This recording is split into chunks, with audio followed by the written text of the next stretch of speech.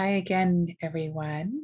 It's Tawny Barratt, and I'm the Director of Communications at Bladder Cancer Canada.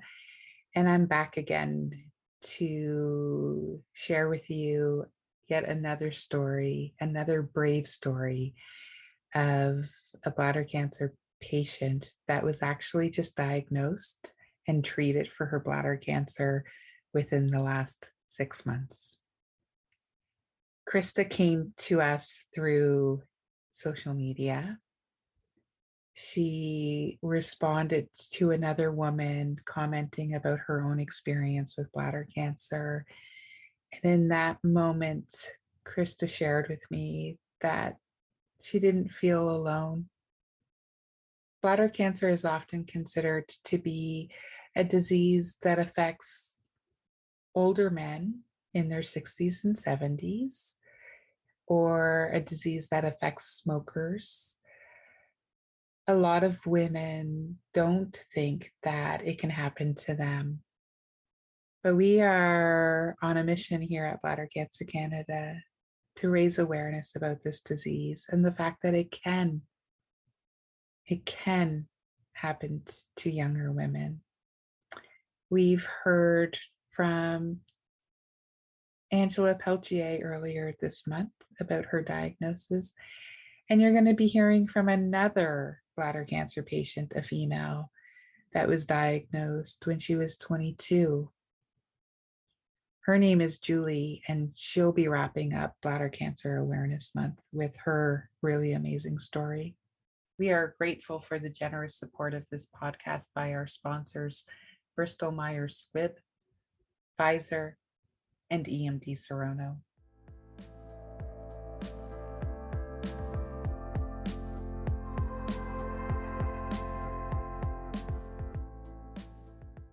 Why don't we start with having you introduce yourself? Well, my name is Krysta, and I am a 37-year-old female who is actually an American living in Canada. I'm a permanent resident here, and I'm actually getting ready to take my citizenship test this weekend, so that's very exciting. I've been here since 2013 and love it and don't want to go back. Amazing. Where in the US are you from? I was born and raised in Utah, but before I moved to Canada, I was living just over the border. So I'm near Vancouver. So Bellingham, Washington is just right over the border. It's about 40 minutes away from the border. Okay. And I was living there before I moved here. So you're kind of used to the climate and the weather being. Yes. And the on rain. the West Coast, well, the rain, but you get those mild temperatures in the fall. You do. Winter, so that's nice. Yes. Yeah. Snow is not prevalent here. So that's right. I lived in Vancouver for a couple of years when I was much younger, and it's so beautiful. The West Coast is gorgeous. Yeah, I love it.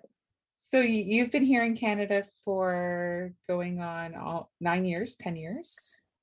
Close. Yeah, 20. Sorry, if I said 2013, I meant 2015 is when I came to Canada. Yeah. Okay. Yeah. So I had married a Canadian and his job was here, and it was easier for me to immigrate this way than him go that way. And so I decided to come this way, and then he and I didn't work out.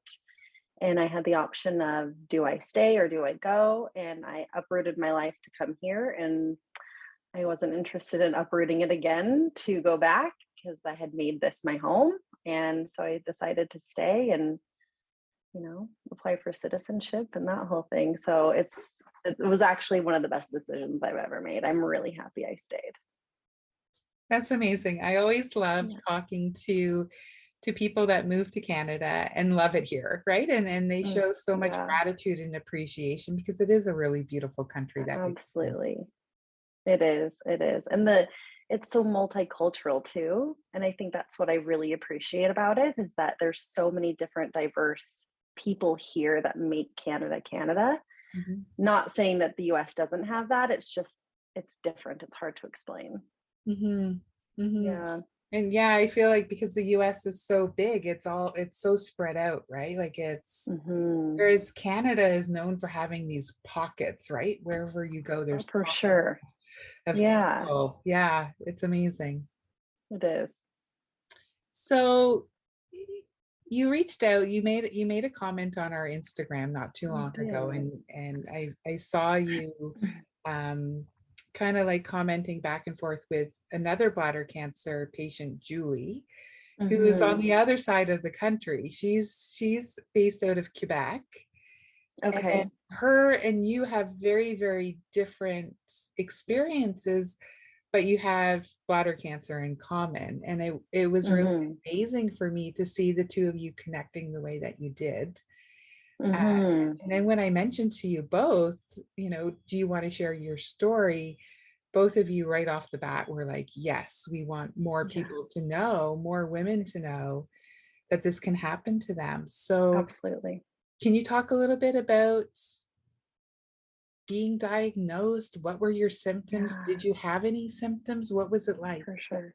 Yeah, it's actually a really it's an interesting story. So I actually just got diagnosed in January of this year. Okay. In August of 2021, I decided to take a week off of work and have a staycation. COVID restrictions were lifted a little bit enough to go do things. And I decided I was going to stay at home, have some me time.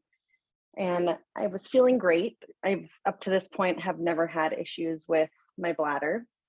It was a Saturday, and I decided I was going to take myself out for a solo steak dinner. I'm very comfortable in taking myself out for a date.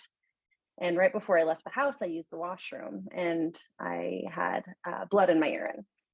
And the only other time that I've had blood in my urine is when I've had a UTI. And I definitely know what a UTI feels like. Most women do. There's the heaviness, there's pain, there's uncomfortableness, stinging, and there was none of those symptoms, but just the blood. Mm. And I just was, immediately like, okay, well, now I'm not going to dinner, and now I'm in panic mode because why am I, urinating blood? And it was late in the evening. It was like 7 o'clock. So my doctor's office was closed, and the walk-in clinics were closed. And if it's a UTI, obviously I want to get on antibiotics, but it didn't feel like one. What could it be? So I found a walk-in clinic, drove all the way over to it. It was like 20 minutes away. They were actually closed. Google is wrong.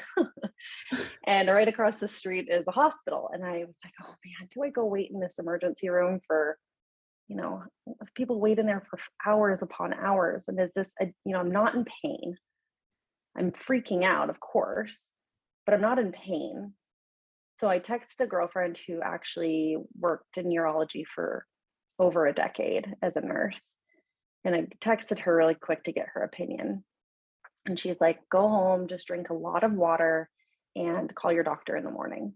So I did that. I went home, drank a lot of water, called my doctor first thing in the morning, went to the office, gave them a urine sample. And they said, yeah, there's some white blood cells in there and there is some blood. So, it could be a UTI, but let's see. We'll put you on antibiotics, but let's see what happens basically. And so we went, I went and took the antibiotics, and it went away, and the blood stopped. The blood was completely stopped after that day. So I felt good, but she said, let me know if it comes back. So a couple of weeks later, it came back. So I phoned up her office. You told me to let you know if, there was blood in my urine again, and there's no pain, no UTI symptoms. But when I was using the washroom, I felt kind of a pinch, and it didn't, like, I've never had a kidney stone, so I couldn't say if that's what it was. So I told my doctor that, but there was a lot of tissue in my urine as well as blood. And so the pinch could have been that.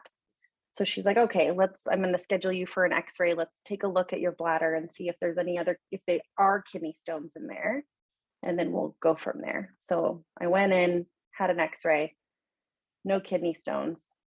And then she said, call back if it comes back. So I called her back. So at that point is when she noted, okay, we had the x-ray before, there was no kidney stones. Antibiotics didn't help. I'm going to get you in for an ultrasound. So we scheduled the ultrasound, and this was probably October, maybe. And so it was like, so I had the blood in August, I had the blood in September, and then October, like the first week of October, we went in for an ultrasound. And, obviously they don't tell you anything while you're there. So she called me a few days later while I was at work and said that, during the ultrasound of your bladder, we found a mass. And to hear those words, I mean, it's no one wants to hear the word mass in their body. Like we don't know what's going on inside of our body. But to hear that you have a mass was, I mean, I just crumpled over into tears Mhm. because you don't know what's inside of you. And now you are being told that there's this thing Mhm. in there. So that was really, really heavy and upsetting news. And so we went from there. She referred me to a urologist where I had a cystoscopy done in November. And I remember being there at his office having it done. And he turns the camera and he shows me the inside of your bladder wall. And it's this white porcelain, smooth. And then he pans it over and the mass is in there. And it is upsetting to see because, how long has it been there? Why do I have it in there? Right. And it was really, really hard to see. I don't know if I really, now looking back on it, I'm glad I saw it, but at the time, I really wish I hadn't. It Okay. really kind of threw me through a loop. Okay. And so yeah, he's like, yes, this is a tumor. And I mean, on TV, it's, 700 feet big. So Right. like, Right. but in reality, it's teeny, teeny, tiny. But on this giant screen, it's this massive thing, Okay. And during this whole time, there was just periods of having blood in my urine and not, I was afraid to put anything into my body that wasn't water. I had to have my coffee in the morning, but I was so reluctant to drink wine. I was reluctant to put any other fluid inside of me other than water because it was all connected, even though it's, goes through your system differently. It's just that thought process of like, what am I doing? Like, what am I putting into myself? Mhm. I don't want to create more of this or help it grow. Right. Right. It Yeah. sounds like your body was already fighting something existing Hmm. in there, so why give it more things to deal with? Absolutely. Yeah. Mhm. And so in January, he has scheduled me for the new year to go in and have it taken out. And so in January, I went in and they removed it. So at the time of the cystoscopy, I didn't have a biopsy done. He just said, we're going to go in and take it out and then we'll biopsy it from there and test it. And so that's what we did. January, I went in, had that done. And he called me. It was done on a Monday, and he called me back that next Friday, so a week and a half later, Mhm. or 2 weeks almost. And so it was. I'm the best case scenario for the worst outcome. So it is low grade bladder cancer. Okay. And it wasn't embedded into the bladder wall. So he didn't have to take out any of the bladder wall. It just was superficial. So the way I see it is kind of like tree roots. It wasn't embedded deep into the bladder enough to, penetrate the bladder wall. And so for me, I'm fortunate to say that I don't have to go through chemo or radiation, but every 3 months I have to go in and have a check to make sure that it hasn't come back, it hasn't gone somewhere else. And so that'll be ongoing from here forward. So actually on the 3rd, so next week, I'll go in for my first ultrasound after the surgery. Wow. So Wow. And yeah, I and mean, that it's a lot. it is a lot. Yeah. It's so much. I mean, we hear all the time that bladder cancer is manageable, but it doesn't change the fact that it's dangerous. If it Hmm. goes unchecked or, so many patients that I've talked to, they're like, you need to listen to your urologist. If they're saying come every 3 months, come every 3 months. So Absolutely. Yeah. yeah. And what the urologist told me too, which, is so important, is that as women, UTIs are common, are very common. And so when we go to the doctor, and it's not to blame the doctor, but if we go into the doctor to say, I have these symptoms, and they immediately put women on antibiotics and then send you on your way. And then they just continue to do that repeatedly and repeated, over and over and over. And it's not addressing what's actually going on. Yeah. And I am fortunate that my doctor, I have thanked her a million times over for being so on it, ordering the x-ray, ordering the ultrasound, and sending me for a CT. And, that was one other thing that I forgot to mention, is that I had to go in for the CT to see how large it was, and that was scary too. And it's just because we don't fit that category of bladder cancer, it's easily dismissible, Mm-hmm. And so, it's listening to your body and knowing something's not right. I've had a UTI and I don't have any of the other symptoms other than this one. So, it could be, but I don't feel like it is. Like something else is wrong. Mm-hmm. So it's listening to your body and, pushing your doctor, especially if they're not going, to order those tests. Mm-hmm. Yeah, it's so discouraging to hear about, people being diagnosed with bladder cancer when it's much too late because they didn't fit the bladder cancer profile, right? So if a doctor's saying, oh, it's 1 in a million chance that you have this disease, Yeah. but still check, like still check, still run the test, still advocate for yourself if something doesn't feel right, which is absolutely. It sounds like your doctor was, like you said, she was on it, she was proactive, she was willing to believe that you could have something wrong with you and didn't just throw prescription after prescription at you. Right. And I think that there's so many people that are thrown prescriptions after, and those, and that cancer just grows and gets bigger and bigger and worse and embedded into your bladder wall. And then it becomes something much larger than it, ended up could have been. And that's my only saving grace, is I think that I acted so soon on it and was able to catch it.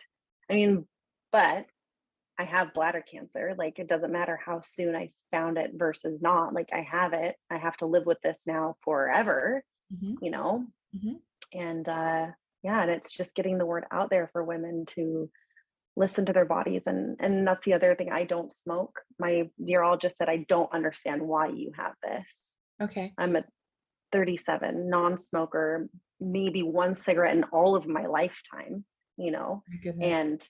and I was never around a household that smoked. I didn't live in an area that I knew of, which the environmental factors could have played an impact on it. But, who's to say why I have it? Who's to say why anyone has cancer? That's right. There are lifestyle choices as to why some people get it, but, there's the rarities like me why? Yeah, no, there's no explaining it. There's no explanation. Yeah. And nobody in your family has ever dealt with No. bladder cancer? Not bladder cancer, no.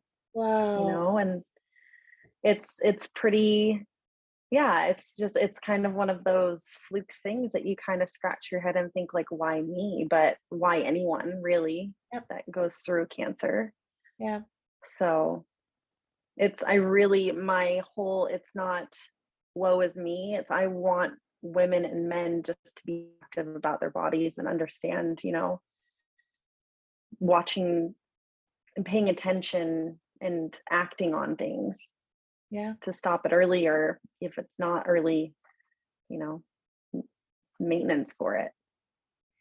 And I think too, what we've seen happening, certainly with COVID is so many people are just scared to go to their doctors to get checked out. They're scared to go to the hospitals. We saw the rate of cancer diagnoses drop drastically during COVID. And we've heard terrible stories of people, but by the time they finally go to a doctor to get it checked out, their cancer has become so advanced that it's life-threatening at that point, right? And it's, for people with bladder cancer, if they delay going to see the doctor, it could become muscle invasive by the time they get, Right. and then they lose their bladder, or their life is in danger. So Hmm. it's, yeah, yeah. Would you say that, and I'm assuming that this has, but how has it changed you knowing that you have bladder cancer?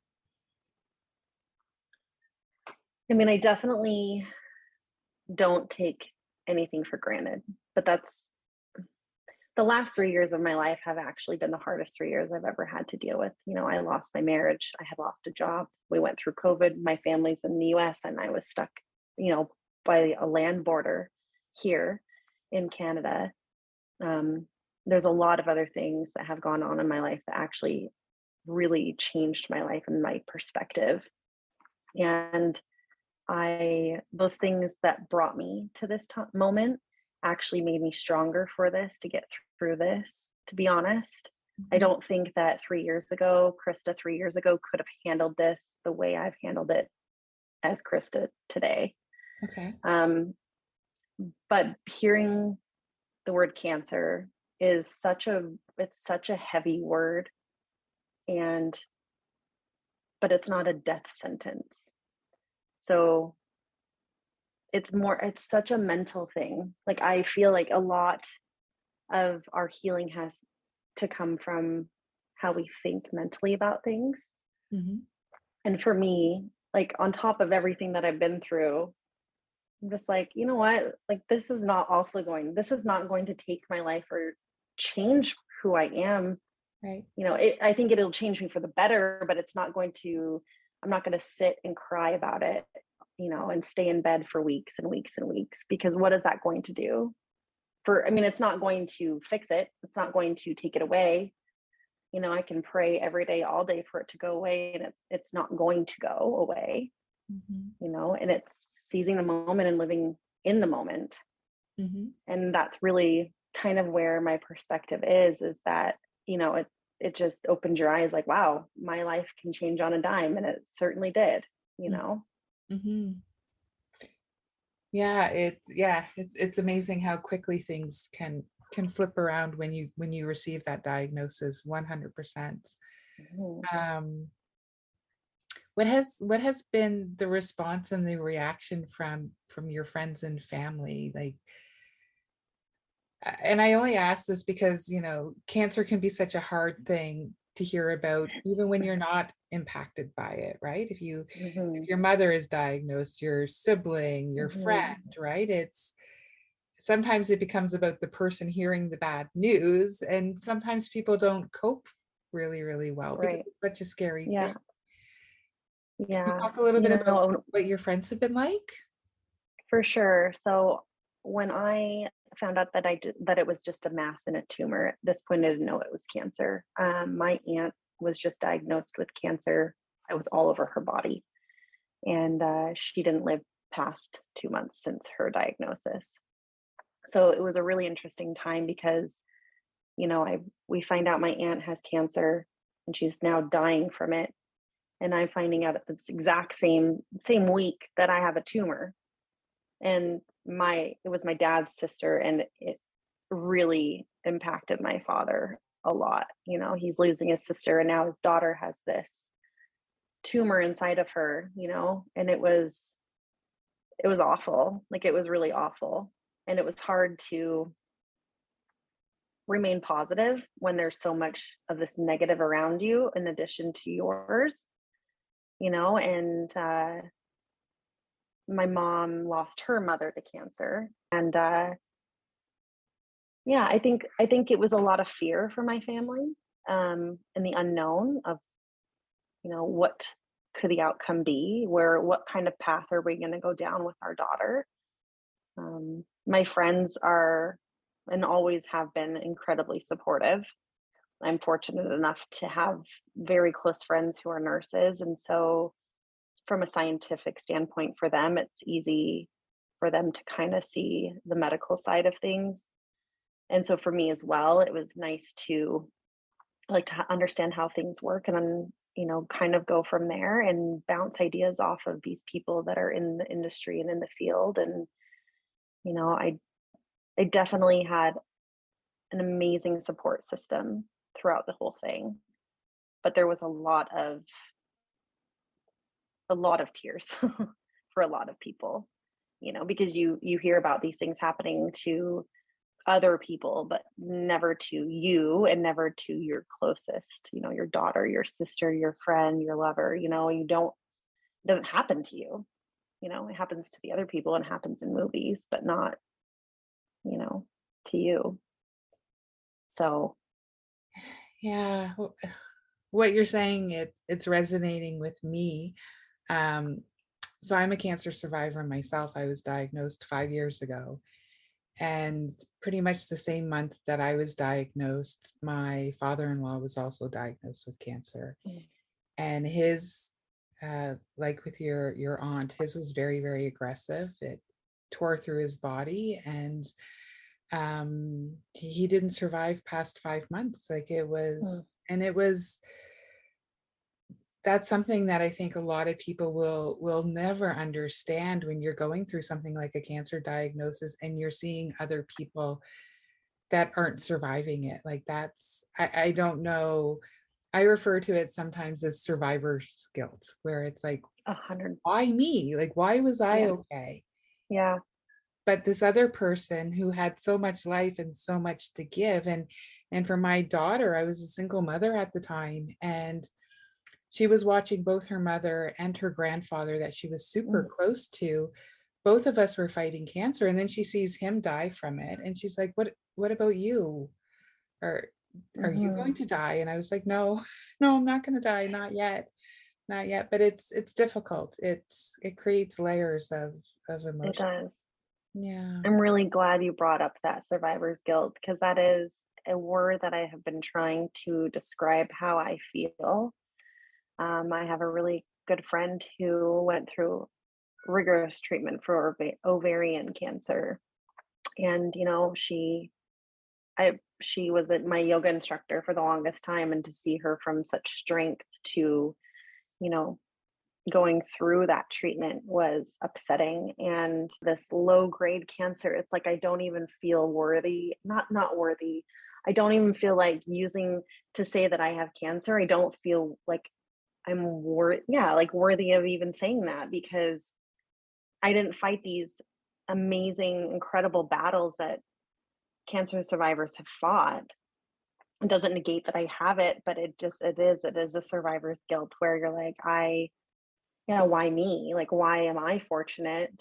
And how come I'm losing these friends and family? But you know, here I am. Yeah. So thank you for bringing that up because that is something that I 100% resonate with a lot. Yeah, I think unless you've been through a cancer diagnosis, you may not stand that. Hmm. And I think too, just listening to you, it sounds like there's a little bit of, comparative suffering going on, right? Like I'm not going to complain about my cancer because it wasn't that bad when other people Right. have such bigger, more serious cancers. And my Hmm. experience was similar as well. Like they removed my cancer. I had 20 rounds of radiation, but no chemotherapy, right? So it was really, really hard for me to have conversations with people that went through chemo because I was like, I don't know yours is so much worse than mine. So like, Hmm. let's take the focus off me. And I felt the same way. Like sometimes I sit there and like, okay, it happened to me, but it didn't turn my life upside down the way that it does for so many people. Absolutely. Yeah, for sure. I feel the same way. Mm. Yeah.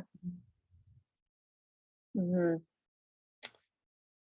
So your next steps then are you're going to have scans every 3 months to keep on Yep. top of it. And you have one, I think you said you have one coming up next week. Next week. Yeah. Yeah. Next Tuesday. Yeah. So it'll be the first one since the removal. And I definitely feel anxious about it. Has it come back or grown? Who knows? And that's kind of the unknown. Like, I luckily haven't had, any symptoms, any blood in my urine or anything. I feel good. But again, I felt good before and, it was there. So yeah, every 3 months, um, I'll go in for either an ultrasound or a CT and see what's there if it's not. Yeah. So I definitely am anxious about it for Yeah. sure. No, that makes a lot of sense. And I imagine you're gonna feel that way. Like it's maybe not ever gonna go away. Like I go in for 6 month screenings. Every 6 months, it's Hmm. either an MRI or a mammogram, and it's Hmm. you're like, okay, is it gonna come back clear or not? Yeah. Yeah, and that's what I think the doctors mean, especially with bladder cancer, right? This is something you're going to live with for the rest of your life because Hmm. it does have a high recurrence rate. So it could come back, but you might be one of the lucky ones where you deal with it this one time and it never does come Right. back. Yeah. Yeah. Yeah. I'm curious about I know that you saw our post on social media on Instagram. Hmm. Did you start following us after you were diagnosed with bladder Hmm. cancer? Yeah? Okay. Yeah. I was trying to find kind of a community where I could see posts and chat with other people like through the comments uh, that are going through the same thing, Mhm. and to see a woman post, I was like, oh, thank you. We aren't middle-aged older, men that are smokers, that fit that demographic. And so yeah, when I first got diagnosed, I tried to find a couple different organizations for bladder cancer, and I wanted obviously primarily Canada since Right. I'm here. Yes, yes, that makes perfect sense. Yeah. Well, we have a women's support group starting in June. That is for women Okay. only. So certainly if you're ever struggling or you just want to talk to other women that have a similar experience, they would love to have you join. That would be Okay. that would be Yeah. amazing. Or, maybe our coordinator will reach out to you at some point if you ever want to come on as a guest speaker and you could share your experience. But Hmm. so much of the interviews we're doing for Awareness Month is directed at women being diagnosed with bladder cancer, and really will be promoting this women's support group so that females like yourself have somewhere to go if they need Hmm. questions. Like it's a when it's a disease that's typically considered to be a male disease, I can understand why women would feel alone in it. So we're excited to have this support group coming up. No, it's wonderful to hear. I absolutely will join. Hmm. Amazing. Yeah. I don't know if you have anything else that you would like to add that you would like women like yourself out there to know. I know you've said, if it feels different, to listen to your body, Hmm. advocate, ask for the tests. Yeah. I mean, that's really it. I had some precancerous cells on my cervix, and so my biggest thing up until this point was advocating women to go get their PAPs, and I think that this is just as important, if it feels wrong, if it, looks wrong, something your body is telling you something is wrong, and to listen to your body and not to be afraid that it could be something. And I know a lot of people, that's their fear is, especially when I got my CT done, is now they're going to know everything that's in my abdomen, right? And that's a scary thought because, man, what kind of can of worms are we going to open with that? Right. And I'm actually so grateful because there's a couple other things that they're just going to monitor that aren't, worrisome enough to go dive into, but like we know it's there, we're going to watch it. And so I'm kind of glad that I had a CT of my abdomen because now I know what's in there. Mhm. And, it's to go get checked. Don't be afraid of what potentially could be found. You want to find what's in there. Mhm. because then if it's found too late, you didn't have a chance, to find it and address it at that time. And like, who knows what could have happened if I just had brushed that under the rug for another 2 more years, just thought, oh, nope, it's probably just a UTI, and then just deal with it myself and just keep brushing it under the rug. And then 2 years from then, what, where would I be? You Yeah, know? it could have been bigger. It could have been going through the lining of your bladder. It Hmm. metastasize. All of those things could happen. Hmm. Yeah. And it's so much easier to say than do. I mean, I am one to be absolutely afraid of, what will they find? But it's, you know, I just it's one of those things that I think knowing and learning how to deal with it is one of the strongest things that a person can ever do for themselves. You're giving yourself so much respect by doing that Mhm. versus just ignoring it. And, if I don't know about it, it's not really there, Right. Right. you know.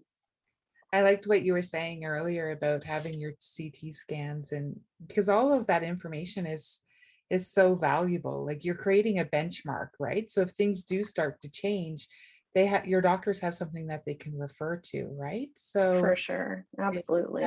I always think about that. The more tests I have, I'm like, my file's getting bigger and bigger, but they have a benchmark. They know when something's different. Yeah. Yeah. Right. Exactly. And because, Exactly. with our healthcare system, right, we can go and we can have these tests done, and it's just amazing. It's amazing for us to have And access.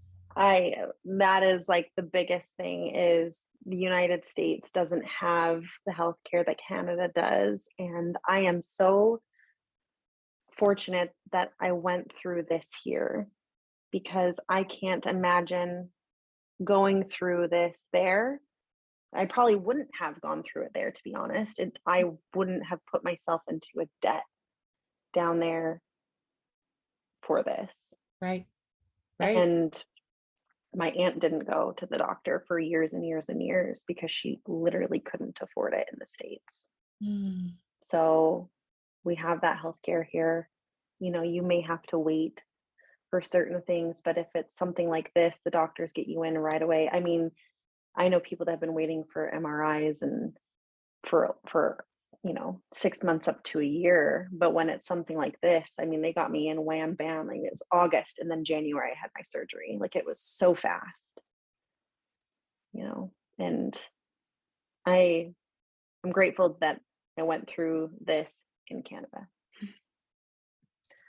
I'm Yeah. grateful too. I am, because like you said, so many people in the US, they don't get the treatment that they need because of the No. cost associated with it. So you're Hmm. here and you're with us, and Yeah. your cancer has been removed, and Yes. you're alive, and you're full of life. I know people listening will not be able to see you, but yeah, it's been such a pleasure chatting with you, and I know your story is going to help a lot of people out there, especially women. I really hope so. I do. That is the most important thing for me is to educate other women to go get checked and not to be afraid because you have support systems, friends, family, even doctors that are there for you.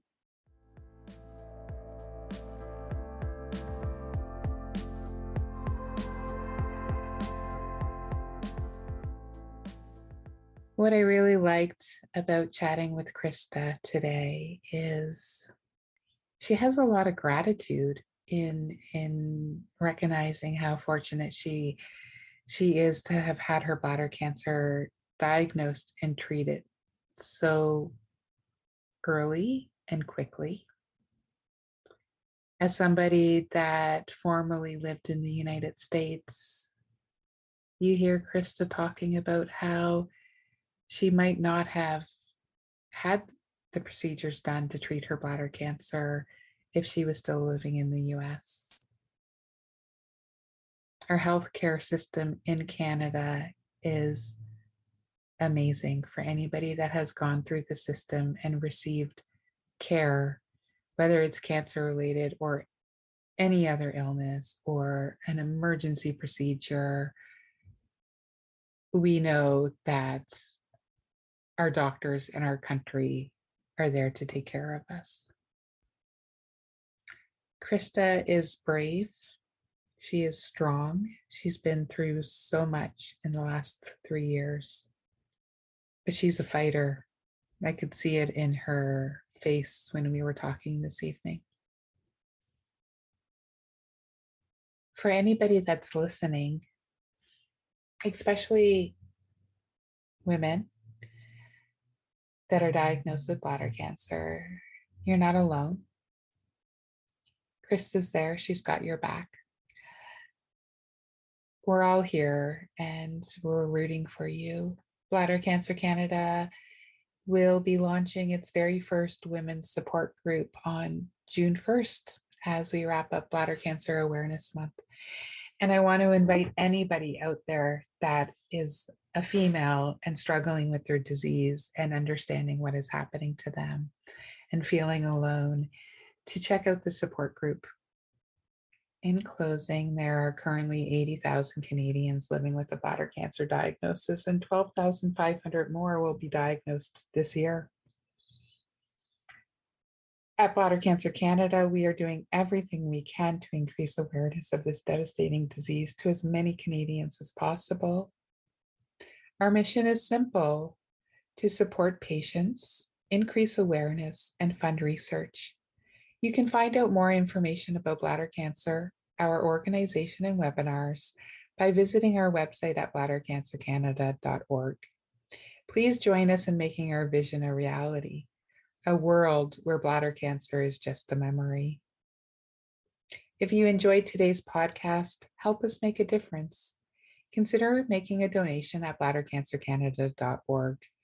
We commit to using all funds in a responsible and transparent way, ensuring that your donation helps people in their fight against bladder cancer.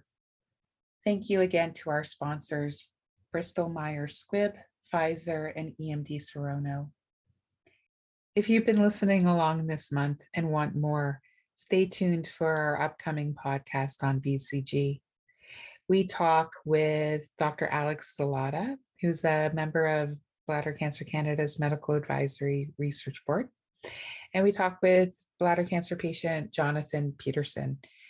And we really get into some interesting stuff around BCG, how it was discovered, how it was grown. We talk about the side effects. Jonathan shares some of his patient experiences. This podcast will be recorded and hosted by my podcast co-host, Colin Whitehouse. Thank you so much. And until next time, I am your host, Tawny Barratt.